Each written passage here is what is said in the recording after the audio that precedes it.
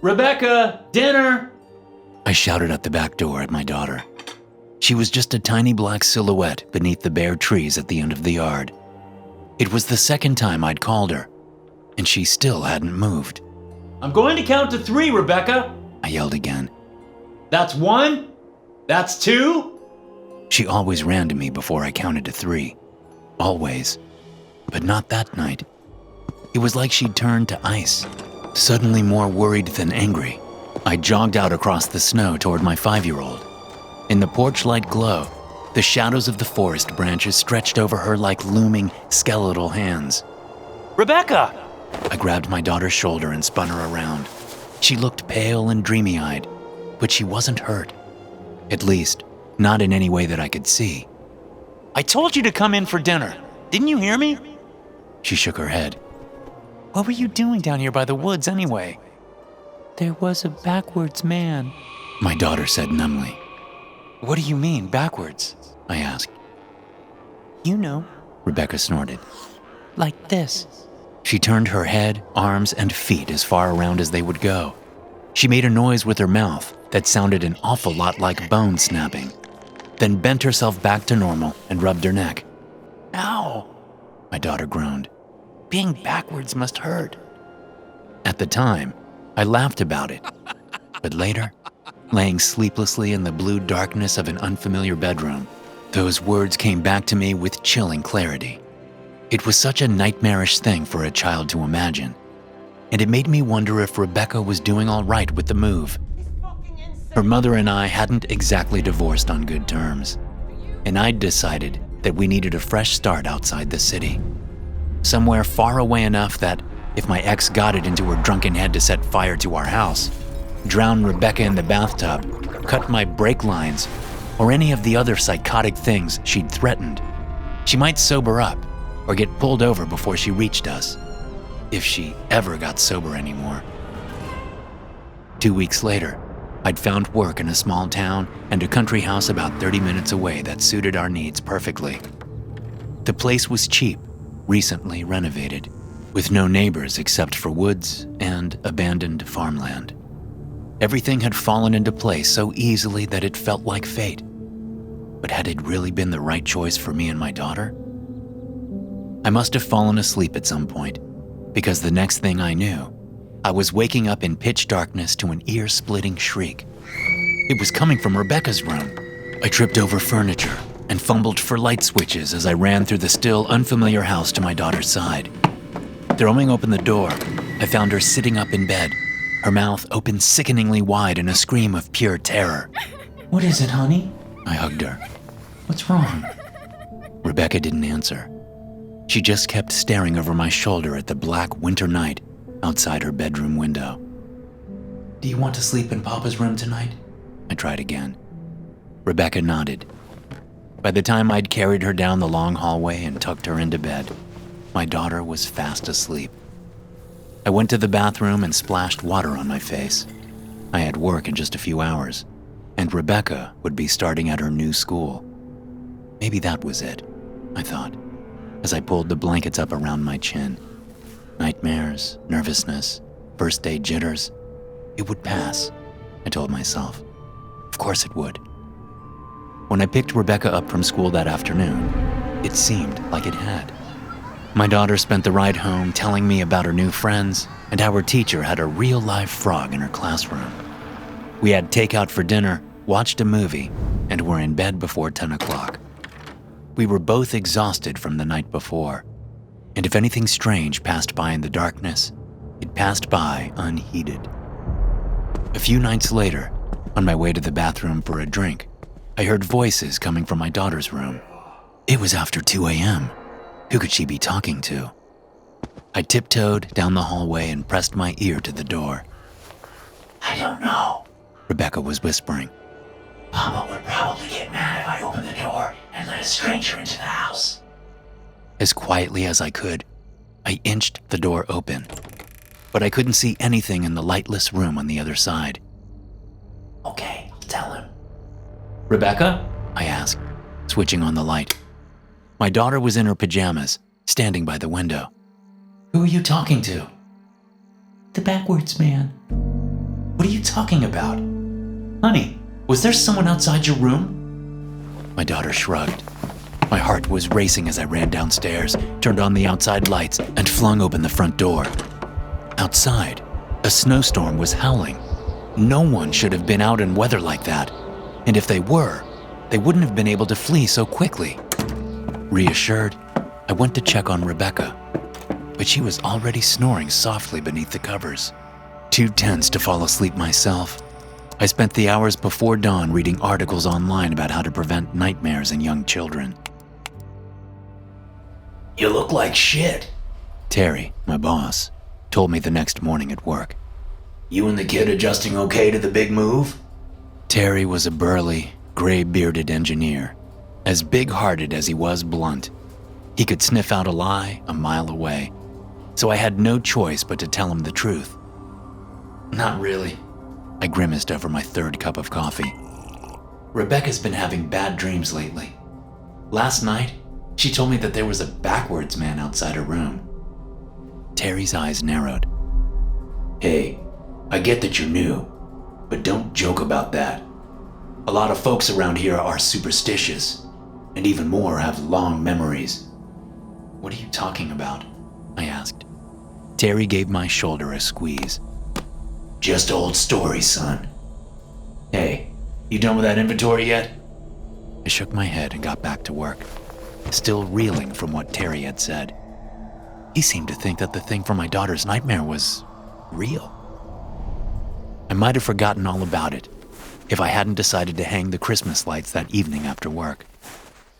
While carrying the ladder to the side of the house, I found something that chilled my blood.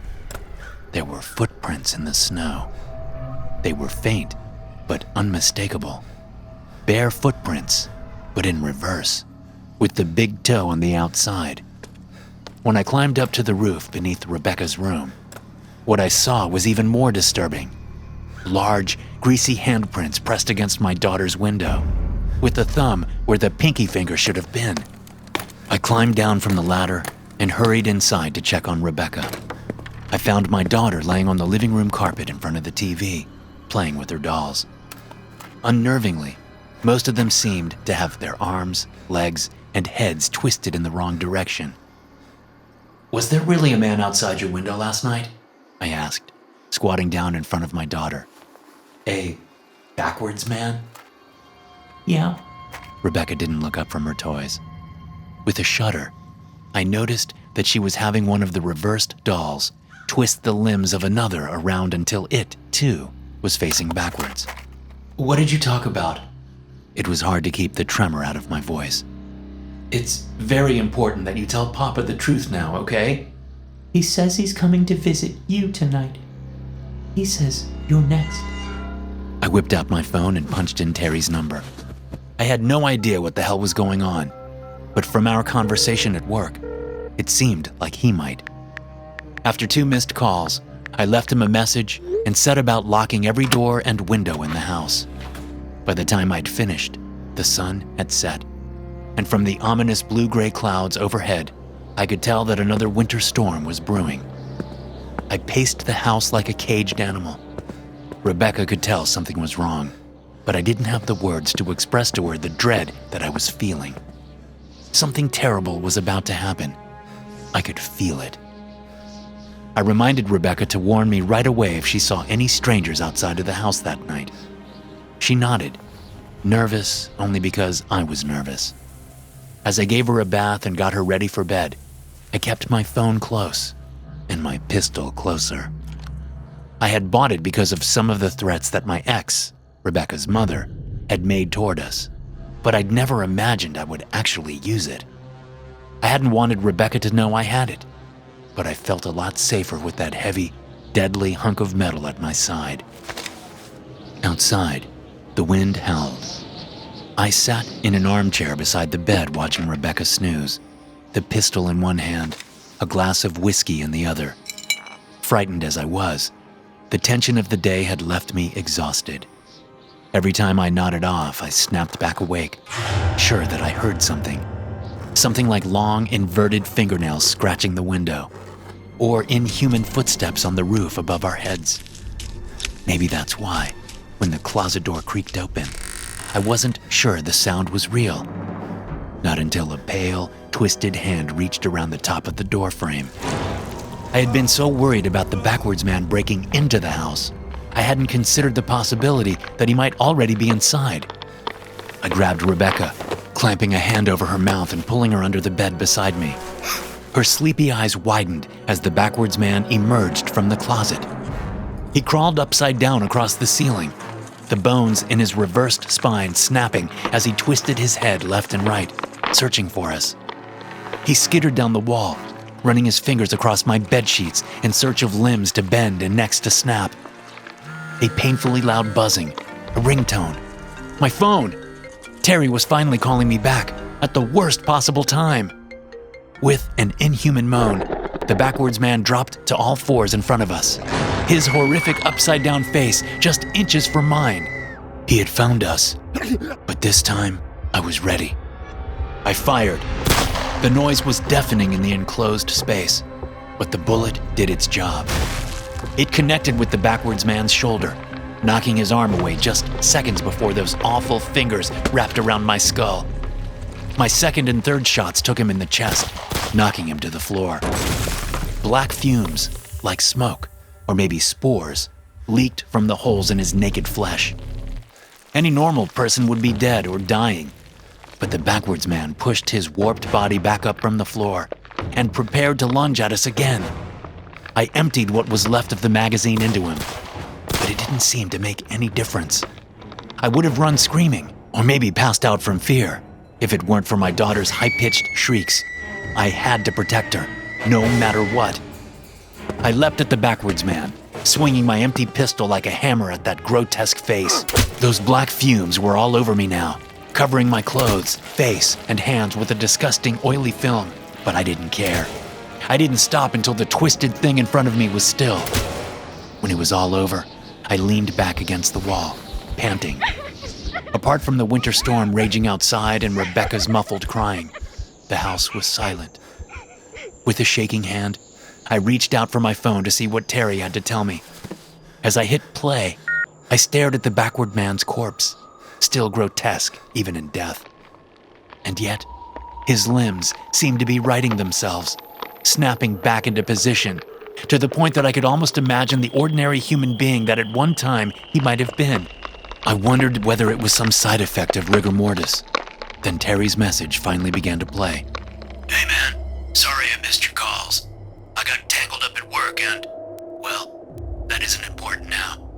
If what you're telling me is true, and not just some bad joke, you and your family have got to get out of there, now. Don't try to hide, don't try to fight, just run. I know it sounds crazy, but you remember how I reacted when you mentioned the backwards man, right? Well, that reaction is pretty common in these parts. And that's because most people around here have lost friends and family to the backwards man. My heart skipped a beat, and I wished I could rewind. Terry had recorded his message someplace with bad reception and a lot of echo. A garage, maybe. But I would have sworn he'd said, backwards men, not man. Men. If I'd heard right, it wasn't over. Rebecca and I were still in danger. I scooped up my daughter and ran downstairs to the garage. The swirling snow and ice outside the window looked lethal, but not as lethal as facing more monstrosities like the thing that I'd left on the bedroom floor, its limbs contorted like a dead spider. While I reloaded my pistol and piled winter gear into the car, Terry's message rambled on in the background. The backwards men are easy enough to avoid, most of the time. They hate bright lights and crowds. During the day, you're not likely to run into one, unless you're skulking around in some sewer or cave or abandoned building. But at night... The groan of the garage door drowned out whatever Terry said next. It couldn't open because it was frozen shut. Cursing, I rushed to melt the ice with hot water. If more of them were out there, I was running out of time. No one knows where the first backwards man came from. The recording continued. Religious folks say it was God's punishment on some poor fool for selling his soul to the devil. Others blame some top-secret experiment gone wrong. I don't know who to believe, but I do know one thing for sure. The authorities won't do shit about it. They blame the disappearances on gang violence or runaway teens, and those of us who grow up here know better than to confront the backwards men ourselves. I'd finally gotten the garage door unstuck and was readying myself to face whatever was out there in the freezing darkness.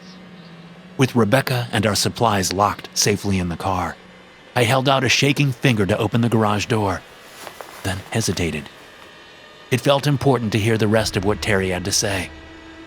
That's what I'm telling you. He went on. Run!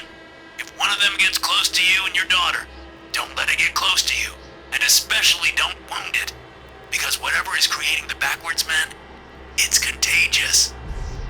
I looked down at my hands. The black, oily droplets that had covered them were gone. Had it been absorbed into my skin somehow? I took a step toward the car, my joints feeling tight.